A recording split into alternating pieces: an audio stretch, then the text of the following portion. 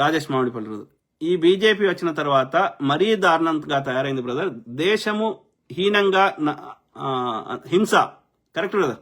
ఇప్పుడు కాదు, చరిత్రలో ఎప్పుడైనా ఈ బాపన ముండ కొడుకులు ఓకే మంచి బాప, ప్రతి కులంలో మంచి వాళ్ళు ఉంటారు, చెడ్డోళ్ళు ఉంటారు. మంచి బాపను అని నేను అంటలేను. గురజాడ అప్పారావుని, రాజా రామ్మోహన్ రాయ్ని, ఇంకో ఆయనని నేను అంటలేను.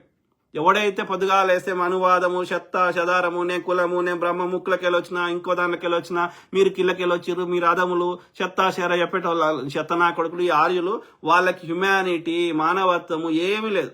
వాని ఆధిపత్యం కోసం ఎవరినైనా చంపడానికి నాటి నుంచి నేటికి ఎప్పుడు వెనకాడతలేడు. ఇప్పుడు ఇజ్రాయెల్ వాడు ఉన్నాడు, వాడు ఒక్క నిమిషం కూడా ఆలోచిస్తాడు బాంబులు వేయడానికి.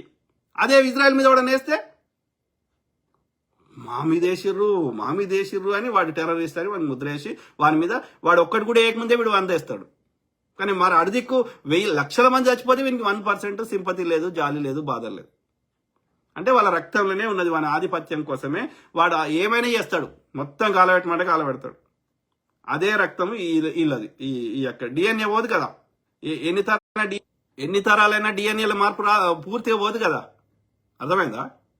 తోకలు మారుతాయి కానీ డిఎన్ఏలో యొక్క ఏది ఇప్పుడు రూట్ మారదు. కాబట్టి అది మారతలేదు. వాడు వచ్చిన రంగు మారతలేదు. ఈడ మూలవాసన నల్లగుంటారు, వాడు తెల్లగుంటాడు. వాడు ఒక డిఫరెంట్ కలర్ ఉంటుంది, ఆర్యుంది.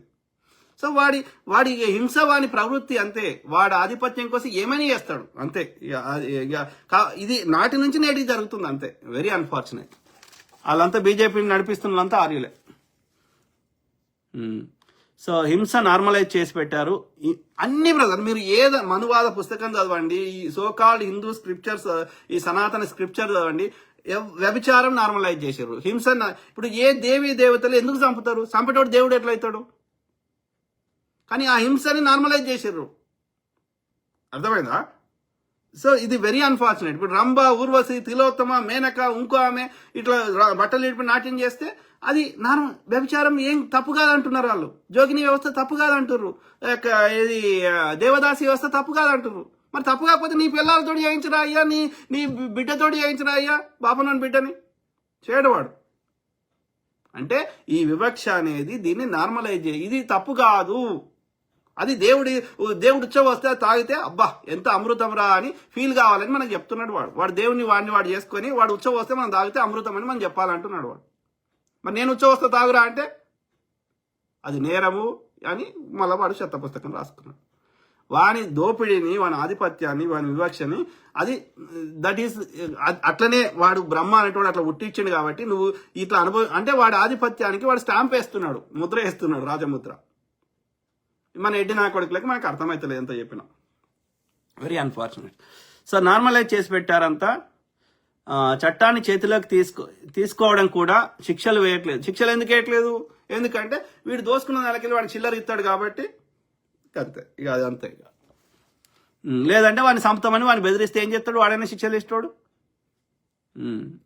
వెతికి క్రిమినల్స్ని. అందుకే అంటున్నా, నేను ఏమంటున్నా అంటే ఈ రాజకీయ నాయకుల నుంచి ఈ డిపార్ట్మెంట్స్ యొక్క కంట్రోల్ తీసేయాలి. పోలీస్ డిపార్ట్మెంట్, న్యాయ వ్యవస్థని. వాళ్ళకి సంబంధించిన నిర్ణయం చేసే వాళ్ళు, ఎలక్షన్ కమిషన్, వీళ్ళందరినీ ప్రజలే ఎన్నుకోవాలి. ఎమ్మెల్యేని ఎన్నుకున్నట్టు, ఎంపీని ఎన్నుకున్నట్టు, ఎమ్మెల్సీని ఎన్నుకున్నట్టు, అట్లీస్ట్ గ్రాడ్యుయేట్లనే ఎన్నుకోవాలి. పోలీస్ అధికారిని, డీజీపీని, ఈ యొక్క ఎవరైతే నిర్ణయం చేసే పొజిషన్లో ఉంటారో, పై అధికారులు ఎవరైతే ఉంటారో వాళ్ళని ప్రజలే ఎన్నుకోవాలి. వాడు మంచిగా పని చేయకపోతే వాడిని తీసేసి పక్క పెట్టి ఒక 1 year చూసి 1 year లోపల వాడు మంచిగా చేయకపోతే ఇంకొని ఎన్నుకుంటారు. భయం అనేది ఉంటుంది ప్రజలు ఎన్నుకుంటే. కాబట్టి ఆ వ్యవస్థలు మార్చాలి. అందుకు తగ్గట్టుగా చట్టాల కోసం కొట్లాడాలి మనం. లేకపోతే ఆ రాజకీయ నాయకులు వాళ్ళందరూ గుడిపుటాన్ని తయారై వీడిచ్చే పైసలు వాడు దోసుకొని కథం. ఎవడు పైసలు ఎక్కువ ఇస్తే వాని పాట పాడుతున్నారు. Very unfortunate. బలి అవుతుంది ఎవరు? పేద సామాన్యులు, ఎలాంటి డబ్బులు లేని వాళ్ళు, ఇన్ఫ్లుయెన్స్ లేని వాళ్ళు బలి అవుతున్నారు రెడ్డి గోదల లెక్క. మరి వీళ్ళ సంఖ్య జనాభా ఎక్కువ, వాళ్ళ జనాభా తక్కువ దోసుకుంటే వాళ్ళది.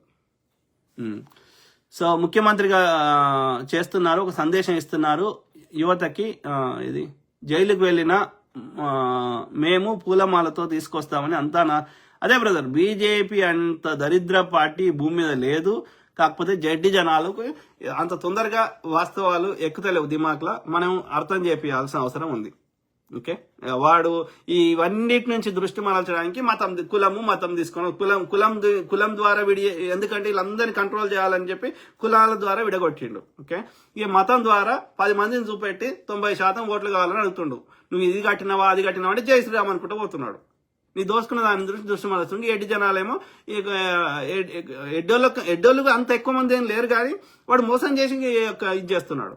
ఓకే, కానీ మనము we need to educate people, జనాల్ని అర్థమయ్యేటట్టు చెప్పాలి. చెప్తే వాడి దోపిడీని ఆపే ప్రయత్నం చేస్తారు. డబ్బుల దోపిడీ కావచ్చు, ఓట్ల దోపిడీ కావచ్చు. ఓకే, ఎందుకంటే దక్షిణాదిలో అట్లా చేస్తారు కాబట్టి వస్తలేడు వాడు.